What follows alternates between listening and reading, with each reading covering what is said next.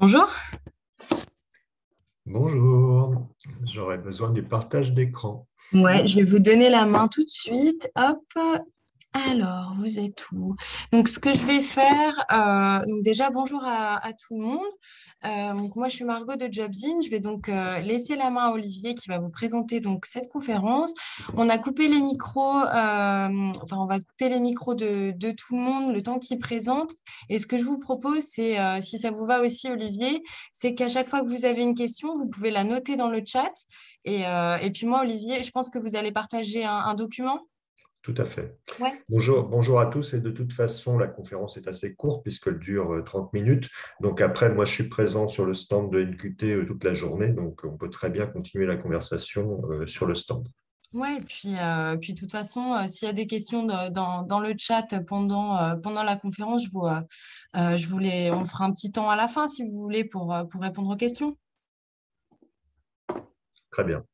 Allez, hop, nommer animateur.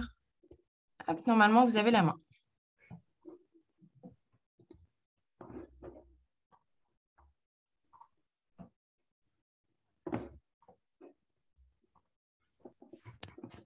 Bonjour à tous. Eh ben, enchanté de vous accueillir pour cette conférence sur comment bien préparer et gérer son entretien d'embauche. C'est-à-dire qu'on va regarder ces deux aspects.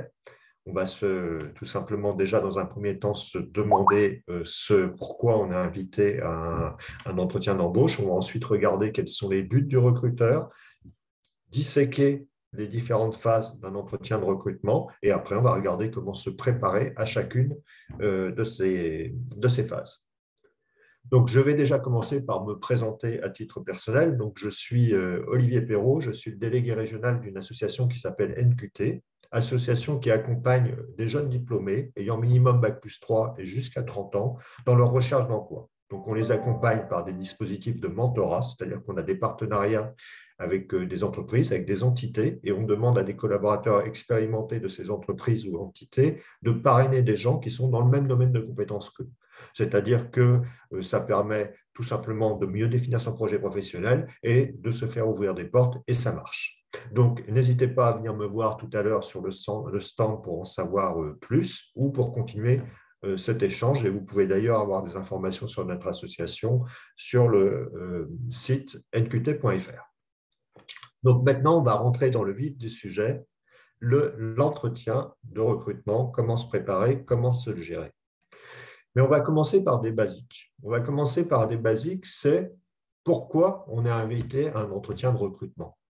Je pense qu'il faut avoir ça en tête. On est très souvent en position comme si on venait demander quelque chose, quémander quelque chose quand on va à un entretien de recrutement. Non, si vous êtes invité à un entretien de recrutement, c'est tout simplement parce que l'entreprise a besoin de quelqu'un comme vous. Donc, c'est un échange réciproque. Vous offrez vos compétences et l'entreprise a besoin de vos compétences. Deuxième chose, on est invité à un entretien de recrutement parce qu'on a lu les documents que vous avez envoyés, c'est-à-dire votre CV et votre lettre de motivation. Et quand les recruteurs ont lu cette lettre, ce CV, ils ont vu bien sûr vos points forts, et c'est ça qui a fait qu'ils vous ont invité à l'entretien de recrutement, mais ils ont également vu éventuellement vos points faibles. Par exemple, vous pouvez très bien être peu expérimenté, mais même si vous êtes peu expérimenté et qu'ils vous ont invité, ils le savent. OK? Et dernier point, et c'est aussi un point qu'il faut bien avoir en tête, c'est tout simplement qu'ils ont envie de vous rencontrer. Ils pensent que vous présentez un potentiel et ils ont envie d'aller de creuser ça. D'un côté, de voir si ce potentiel est réel, et puis d'un autre côté, d'être rassuré sur les éventuels points faibles.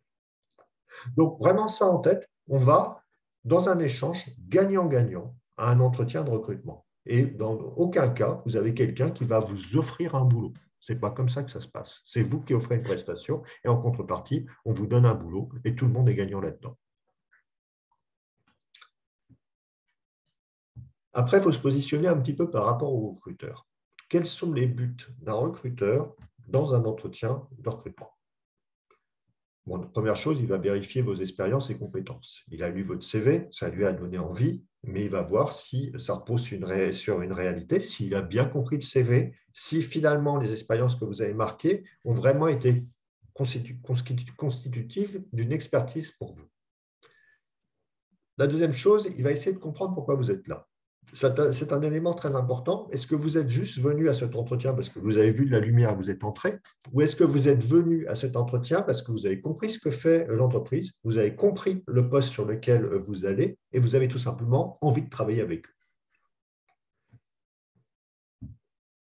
Ils vont vérifier d'ailleurs de façon assez approfondie que vous avez bien compris le poste.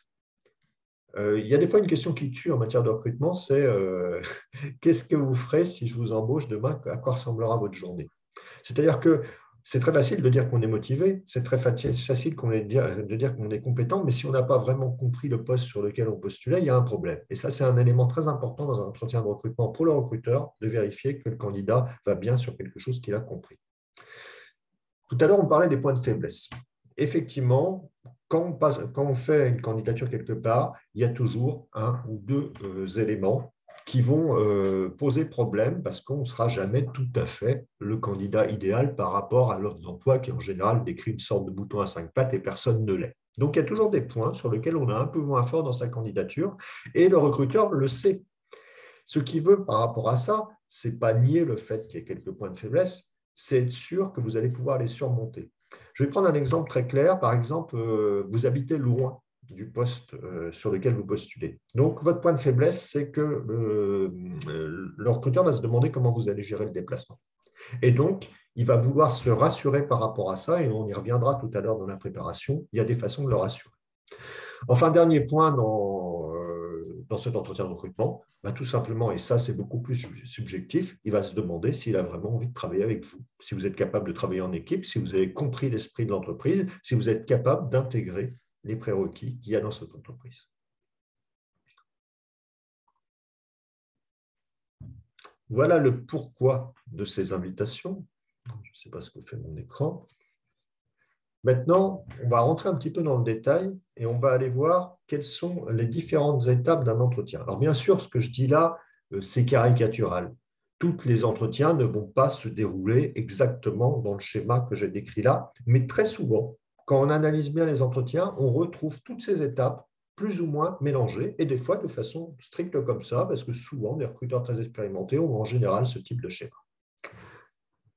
On va prendre chacune de ces étapes une par une et on va essayer de voir comment les gérer. Alors, je vous les rappelle, donc accueil et présentation des recruteurs, c'est quand vous arrivez, on vous dit bonjour, bien sûr. On va ensuite, en général, vous laisser la parole selon votre préparation pendant plus ou moins longtemps et on va essayer de comprendre dans cette présentation quel est votre parcours et quelles sont vos motivations. Ensuite, très souvent, les recruteurs vont rebondir sur ce que vous avez dit et rebondir également sur ce qu'il y avait dans vos CV et dans vos lettres de motivation. On va, dans une quatrième partie, tout simplement tester le fait que vous avez bien compris le poste. On va très souvent mélanger cette partie-là avec la partie suivante, c'est-à-dire qu'on va vous mettre on va vous mettre en situation où on va vous demander une description détaillée d'actions que vous avez réalisées et décrites dans votre parcours ou dans votre CV, ou on va même vous soumettre des cas pratiques. On a ensuite une avant-dernière étape qui est souvent l'étape sur laquelle on passe beaucoup de temps en préparation, c'est les questions que j'appellerais les questions RH de base qui ont pour but de cerner votre personnalité. Et dernier point, en général, à la fin, on vous demande est-ce que vous avez encore des questions? Est-ce que vous avez des choses à nous demander? Donc, voilà bien ces différentes étapes. Il faut bien les avoir en tête. On va les prendre une par une pour essayer de voir comment on s'y prépare.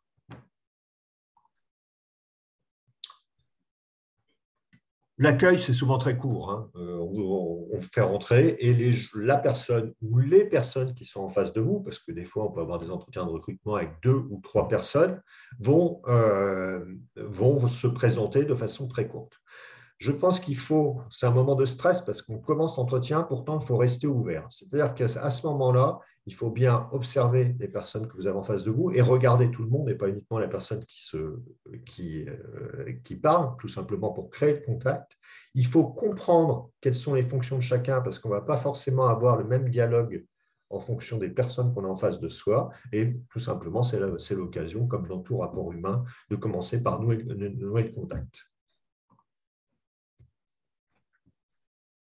Deuxième étape, votre parcours et vos motivations, c'est l'élément principal de votre préparation. C'est sur cette partie-là que repose l'immense majorité de tous les entretiens de recrutement. Et ce qui est bien, c'est que c'est une partie qu'on peut préparer. Quel est le but de cette étape? C'est sûrement pas de lire votre CV ou de le paraphraser. C'est de raconter votre parcours en expliquant tout simplement en quoi techniquement vous êtes prêt, en quoi votre parcours vous a préparé à occuper les fonctions sur lesquelles vous allez et pourquoi aujourd'hui vous êtes face au recruteur. Donc, on est dans une sorte de démonstration. On est dans une démonstration qui est « je suis compétent et je suis motivé sur ce poste et je ne suis pas là par hasard ». C'est une démonstration narrative. Très souvent, on a tendance à ne pas raconter une histoire, à prendre les faits les uns après les autres et à faire quelque chose de très froid dans lequel on ne s'implique pas. Et si vous voulez que les gens vous suivent, si vous voulez avoir la main sur l'entretien, il faut absolument que vous racontiez une histoire qui est justement l'histoire de votre parcours, un parcours qui vous a préparé à postuler sur ce poste et qui vous a donné envie d'y postuler. À la fin, le recruteur il doit être convaincu à la fois que vous êtes compétent, mais surtout que vous êtes motivé et il doit être, dernier point, et on va revenir là-dessus, rassuré sur vos points de faiblesse. Rassurer les gens sur le point de faiblesse, ce n'est pas quelque chose qu'on fait quand on répond aux questions, parce que là, on se justifie. C'est quelque chose qu'on a anticipé. Donc, comment le préparer de façon générale? La première chose, c'est d'avoir une introspection. C'est-à-dire se demander quels sont mes points forts et pourquoi ils m'ont invité. Et ça, c'est des choses sur lesquelles on va s'appuyer, mais on ne va pas se vanter par rapport à ça, parce que si c'est des points forts, ça veut dire qu'on peut le démontrer. Donc, tout simplement, on va démontrer que ces points forts sont une réalité en s'appuyant sur des faits concrets. Et il faut se demander quels sont les points faibles pour le poste et comment on va y parer et à quel moment dans cette présentation. Alors, moi, j'ai un petit truc de préparation, je vous le donne. Il marche pas mal. Je vous propose, alors je vais revenir dessus, ce sera mieux. Je vous propose de commencer par rédiger selon votre expérience professionnelle. Je pense que quelqu'un qui est en début de carrière, qui est un jeune diplômé, qui a encore fait que des stages, on va être sur 5 minutes. Quelqu'un qui est plus expérimenté, on va être environ sur 7 minutes. Vous commencez par rédiger cette présentation. Vous la rédigez d'abord à l'écrit, jusqu'à ce que vous soyez content. 7 minutes, ça représente quand même environ 6 pages de A4 quand j'écris à la main. Une fois que je l'ai rédigée et que je suis assez content de mon travail, je me la lis à haute voix. Ça permet de la reprendre, de la corriger, de donner un style tout simplement, un style parlé et plus un style écrit.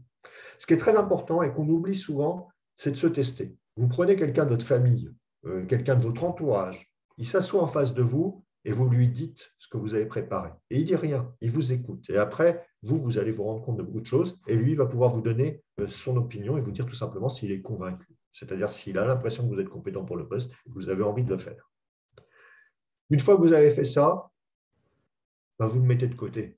Vous n'allez sûrement pas la réciter bêtement le jour de l'entretien et de toute façon, l'entretien ne va pas se passer forcément exactement comme ça, mais vous avez tout simplement votre schéma démonstratif en tête. C'est-à-dire que quelle que soit la façon dont se passe l'entretien, vous allez pouvoir montrer que vous êtes compétent, que vous avez compris le poste et que vous avez envie de travailler sur ce poste. Alors, comment donner un petit peu de punch à cet exercice, c'est-à-dire comment justement trouver ce style narratif et dynamique? La première chose, c'est que très souvent, on hésite à se dévoiler. C'est-à-dire qu'on reste dans les faits et on n'explique pas ses motivations, on n'explique pas ses choix. Très souvent, je dirais que, par exemple, quelqu'un qui veut aller qui est en informatique pourrait très bien commencer pour se dévoiler par, voilà, moi j'ai toujours été quelqu'un qui a été passionné par tout ce qui est chiffres, compréhension des systèmes, etc. Quelqu'un qui est dans le social, moi j'ai toujours été quelqu'un qui a eu le sens de l'humain et c'est pour ça que dès mon bac, j'ai choisi telle filière.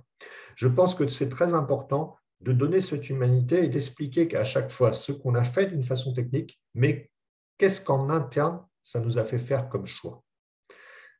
Deuxième point, on a toujours appris d'une expérience, même si on a décidé de faire autre chose. Il faut faire très attention aux formulations négatives.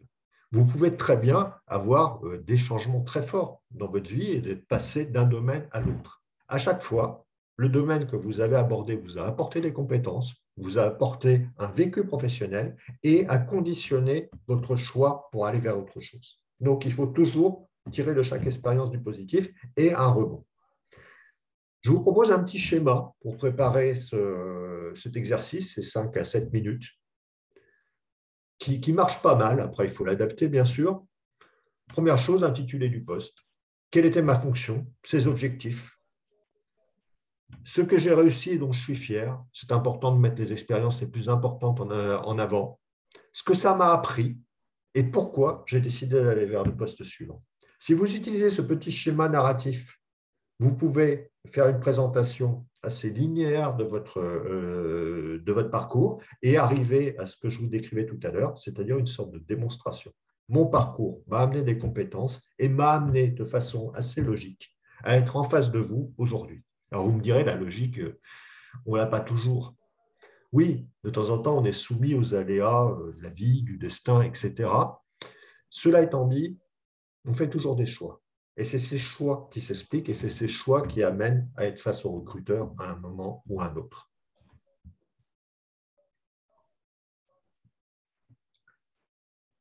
Deuxième phase, troisième d'ailleurs, si on prend l'accueil et cette présentation. Alors, je reviens quand même sur la présentation. Ce qu'il faut bien comprendre, c'est que si vous avez préparé 5-7 minutes, il peut y avoir des questions, il peut y avoir des recruteurs qui vous laissent dérouler les 7-8 minutes, mais c'est assez rare. En général, il peut y avoir quelques questions, ou il peut y avoir beaucoup de questions, des interruptions, des gens qui parlent beaucoup en face de vous. Ça veut dire tout simplement qu'avec ces 7 ou 8 minutes de préparation, vous dominez déjà quasiment 15 minutes de l'entretien. C'est-à-dire pendant 15 minutes de l'entretien, un quart de l'entretien, et la partie la plus importante sur la décision du recruteur, c'est vous qui avez la main parce que vous savez ce que vous allez dire, vous savez ce que vous allez démontrer, vous savez où vous allez. Et ça, que le recruteur vous laisse parler, qui vous interrompt, mais à ce moment-là, vous reprenez, vous êtes toujours dans votre démonstratif, ou qui parle tout le temps, ou de temps en temps, il va falloir faire un peu de communication pour reprendre la main et pour aller jusqu'au bout de vos démonstrations. Donc, troisième phase, les questions sur le parcours et les expériences. Donc, très souvent, une fois que vous vous êtes présenté, le recruteur va prendre votre CV, votre lettre de motivation ou des éléments que vous avez donnés là et va vous poser des questions prévisibles. C'est-à-dire qu'il va vous demander d'expliquer des points de votre CV et très souvent, il va vous demander de lui expliquer comment vous avez géré tel projet, comment vous avez obtenu tel résultat, quelle était votre mission exacte dans un des postes que vous avez décrit. Ce n'est pas un exercice très compliqué parce que là encore, on a la main. On parle de soi, on parle de ce qu'on a dit, on parle de ce qu'on a mis dans le CV, on parle de ce qu'on a mis dans la lettre de motivation. Donc, tout simplement, pour le réussir, c'est simple, il faut s'entraîner. Alors, comment s'entraîner? Je vous propose une petite méthodologie de réponse à ce type de questions. D'abord, ne vous précipitez pas.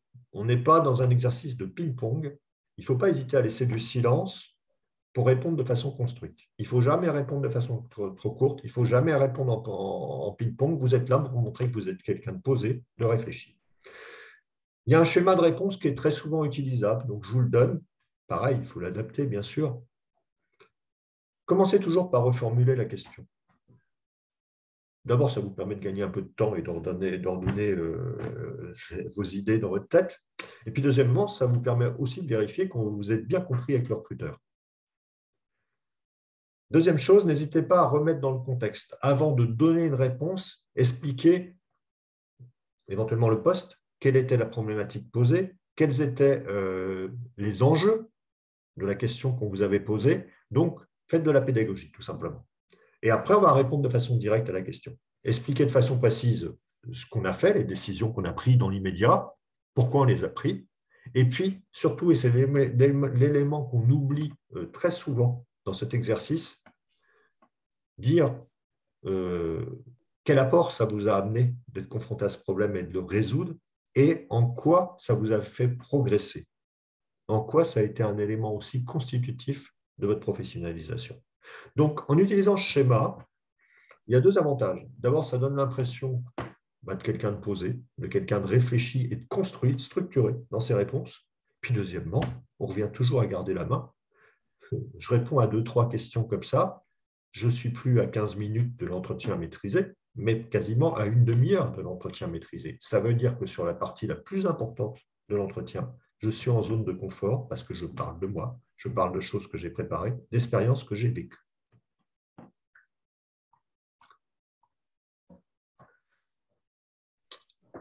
Phase suivante, la compréhension du poste proposé. Aujourd'hui, quand j'interroge des RH, et j'en rencontre énormément dans mon métier, hein, j'en ai rencontré peut-être 300, 400 dans les dernières années, de temps en temps, on discute de la préparation des candidats et de leur connaissance justement des postes et des entreprises proposées. Aujourd'hui, les DRH, les recruteurs, estiment que plus de 50%, souvent 60% des candidats arrivent en phase 2 insuffisamment préparés, c'est-à-dire qu'ils n'ont pas compris le poste ou qui n'ont pas compris l'entreprise ou qui n'ont pas compris les valeurs de l'entreprise. Donc, je pense que la première chose, c'est d'étudier de façon approfondie l'entreprise. Et étudier de façon approfondie l'entreprise, ce n'est pas passer 30 secondes sur la page d'accueil du site Internet. Non, c'est justement aller dans les onglets, aller sur les parties valeurs, comprendre quels sont les différents métiers, comprendre comment se positionne l'entreprise. Donc, prendre du temps. Vous êtes invité à un entretien, vous avez écrit pas mal de lettres, vous avez écrit pas mal de CV, vous n'allez pas gâcher cette chance en vous préparant insuffisamment sur cet aspect-là. N'hésitez pas, et ce n'est pas du tout mal vu, à prendre des renseignements avec quelqu'un qui occupe un poste similaire à celui que vous allez occuper. Il y a LinkedIn, il y a des tas d'éléments comme ça qui permettent aujourd'hui d'engager des dialogues informels avec des gens et d'avoir une vision assez exacte par quelqu'un qui est à l'intérieur de ce que va être votre future mission. Très souvent, je dis que il y a une question qui peut tuer en recrutement et qui est intéressante, qui est rarement posée, mais qui est vraiment une question de fond. Le recruteur peut vous demander, demain je vous embauche, qu'est-ce que ça va être votre journée? Clairement, il n'attend pas une réponse exacte des choses. Vous ne pouvez pas le savoir, vous n'êtes pas dans l'entreprise. Il attend une description qui montre tout simplement que vous avez compris quels étaient les enjeux du poste et comment ça allait se passer. Hier, je préparais quelqu'un à un entretien, c'était assez symptomatique, c'était un poste qui avait une partie veille sur les produits, etc., et une partie administrative très forte. Et quand on regardait la fiche de poste, ce qui était important, c'était la partie administrative très forte. Et quand on a préparé l'entretien, la personne me décrivait, m'a essentiellement parlé de la partie veille concurrentielle. Et là, on est clairement dans quelque chose qui va poser problème. Parce que si je vous demande quelle est la journée, vous allez me parler beaucoup de la veille concurrentielle qui représente environ 15 à 20% de votre poste. Et finalement, je vais me dire, elle n'a pas compris le poste parce que 80% du poste, c'est la partie administrative et gestion.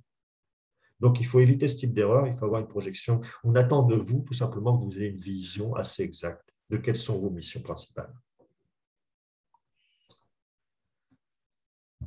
Très souvent, on enchaîne ensuite sur soit des mises en situation, soit des descriptions d'une action réalisée. C'est-à-dire qu'on va prendre un point de votre CV, on va vous dire est-ce que vous pouvez nous décrire de façon précise comment vous avez géré cette problématique-là, ou on va vous poser des cas pratiques, c'est-à-dire qu'on va vous mettre en situation en disant bah voilà, est-ce que vous avez déjà eu des problèmes avec des collègues? Est-ce que vous pouvez me décrire si demain vous avez un problème avec un collègue, comment vous allez vous y prendre pour le résoudre? Là, on peut utiliser pour répondre à ces questions et pour les mêmes raisons que tout à l'heure, un schéma très proche de celui qu'on a utilisé pour expliciter des points de votre parcours. J'en reviens à la base, on n'est pas sur du ping-pong, on n'attend pas une réponse automatique. N'hésitez pas à laisser un peu de séance, n'hésitez pas à prendre le temps de répondre de façon construite. Même schéma, reformuler la question, la remettre dans son contexte. Là, c'est très important. C'est-à-dire qu'on vous pose une problématique, on vous demande une description de choses, expliquer quels étaient les enjeux, quels étaient les risques, pourquoi il fallait traiter ce problème de façon circonstanciée. Et puis après, expliquer de façon précise les actions et les décisions que vous avez prises à court terme, ce que ça a impacté et tout simplement aussi ce que vous avez pu mettre en place à long terme pour profiter de cette situation ou ne plus retomber sur cette situation si c'était une situation compliquée.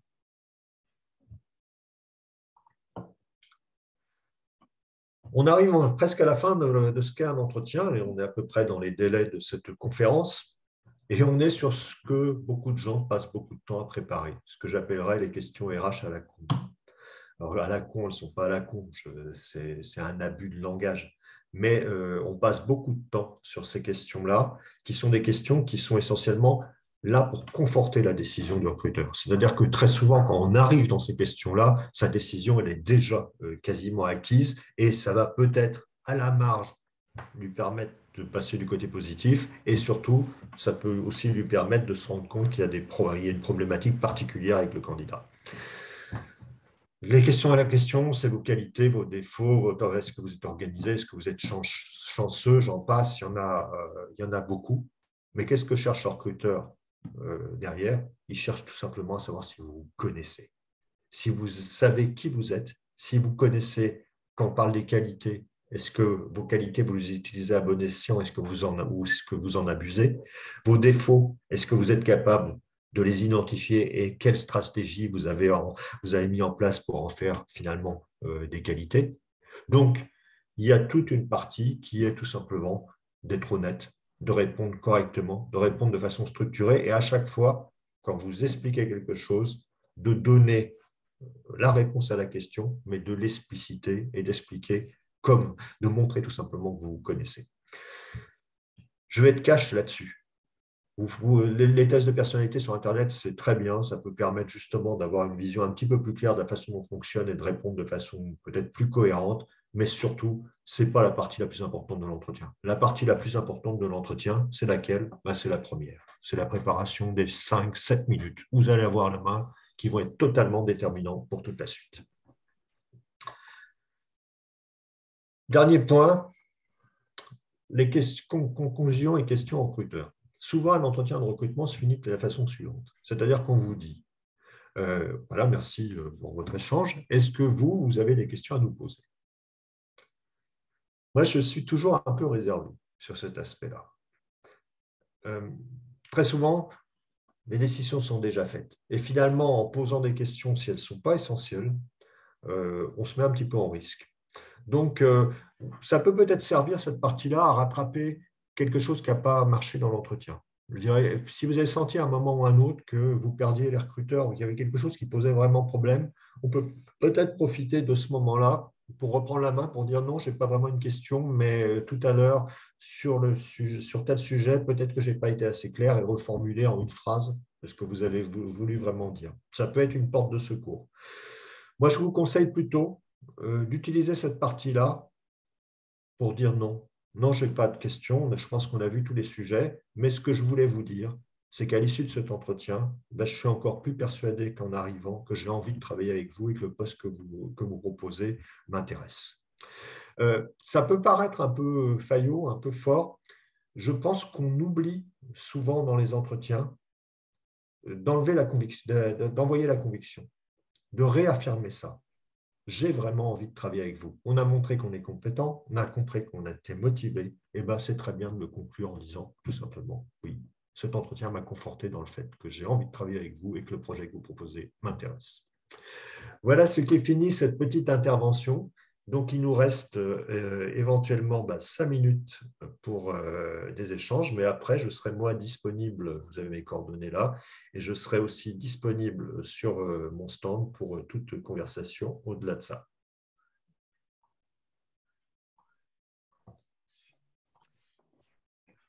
Olivier, je vois qu'il y a une question. Pouvez-vous donner quelques conseils concernant les notes de synthèse à faire après un entretien?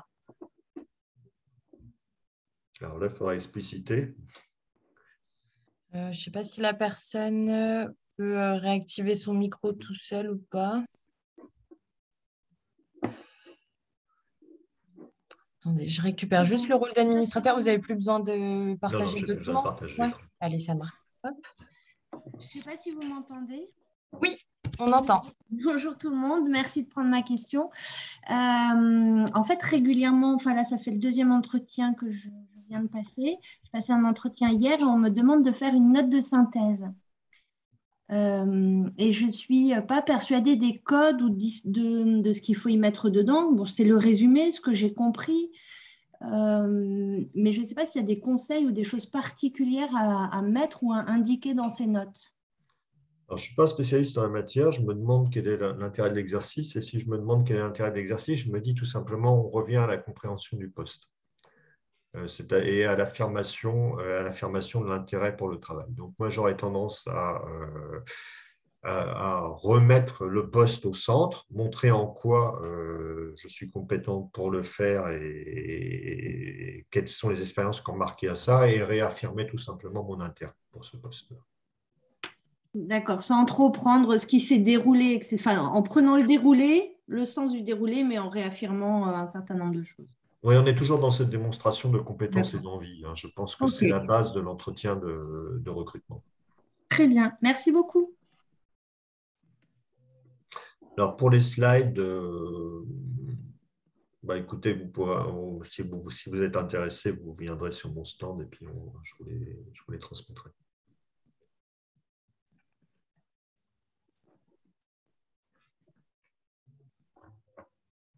En tout cas, merci de… Ah. Alors oui, je vois, est-ce qu'il faut prendre les informations dans quelqu'un qui travaille dans l'entreprise? Je ne pense pas que ce soit un vrai problème. Par contre, il y a une erreur à ne pas faire qui est de prendre les informations auprès de quelqu'un qui peut se retrouver dans la composition des gens qui vont vous recruter. Mais on peut, surtout dans des grandes entreprises, effectivement, engager le dialogue avec quelqu'un qui est dans l'entreprise. C'est même très, très recommandé dans certains secteurs comme l'informatique. C'est-à-dire il y a des secteurs aujourd'hui qui travaillent beaucoup dans le recrutement par la cooptation. L'informatique, c'est plus de 60% du recrutement. Donc, plus d'un poste sur deux se fait par cooptation, c'est-à-dire que quelqu'un qui travaille dans l'entreprise indique à l'entreprise qu'il y a un potentiel à recruter.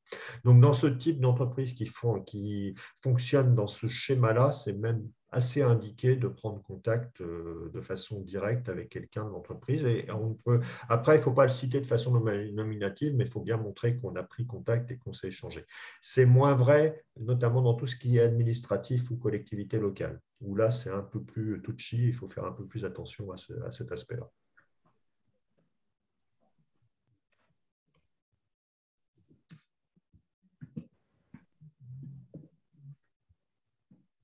Juste pour compléter cette question, aujourd'hui, dans le recrutement qualifié, la cooptation, c'est plus de 30% du recrutement. Donc, on est quand même dans quelque chose qui devient de plus en plus fort, où il est tout à fait logique de prendre contact et de comprendre et d'avoir quelqu'un de l'intérieur qui vous renseigne.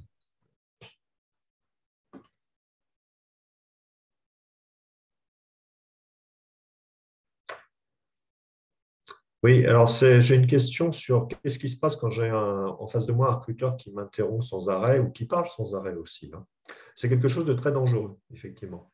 C'est quelque chose de très dangereux parce que, alors, s'il vous interrompt sans arrêt, c'est quelqu'un qui utilise des vieilles méthodes de recrutement et il faut se demander si on a vraiment envie de travailler avec lui parce que déstabiliser le candidat n'est sûrement pas la meilleure façon de savoir si on a le bon profil. Mais on peut avoir des gens très bienveillants qui parlent sans arrêt. Et c'est là où la préparation est très importante. C'est-à-dire que si vous avez vos 7 ou 8 minutes de démonstration, comme j'en parlais tout à l'heure, il y a un moment, vous allez reprendre la main, tout simplement. Et vous allez rebondir sur quelque chose que dit la personne et lui dire oui, donc effectivement, par rapport à ça, j'ai eu justement l'occasion de faire telle ou telle chose et on va revenir dans sa démonstration. Donc là, on est sur un jeu avec le recruteur, mais c'est un jeu dangereux parce que si on laisse parler sans arrêt la personne, qu'est-ce qui se passe? À la fin de l'entretien, on se dit c'était plutôt sympathique, il m'a parlé sans arrêt, il avait l'air intéressé, etc. Puis vous sortez de la salle et le gars, il regarde ses notes ou l'analyse qu'il doit faire de votre candidature et il se dit mais finalement, je ne sais rien de cette personne. Donc, préparez. Je reviens à la base pour conclure, puisqu'on arrive en fin de cette conférence. Vraiment, les 7 minutes, les 5 minutes de préparation, vous les bétonnez, vous les travaillez, vous les dites, et vous êtes en confort pour une grande partie de l'entretien. C'est ce qu'on peut postuler sur un poste où on n'a pas le diplôme requis ou l'expérience pro, vous pouvez toujours essayer. S'ils vous invitent, comme je l'ai dit tout à l'heure, ils savent lire. Il y a des recruteurs plus ou moins doués, mais tous les recruteurs que j'ai rencontrés savaient lire. Donc, s'ils vous invitent et que vous n'avez pas exactement le diplôme, pas exactement l'expérience, c'est qu'a priori, ils pensent que vous avez un potentiel. Bonne fin de journée à tous et peut-être au plaisir de vous voir sur le stand de NQT tout à l'heure.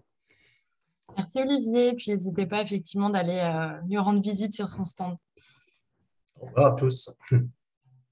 Merci, au revoir à tous.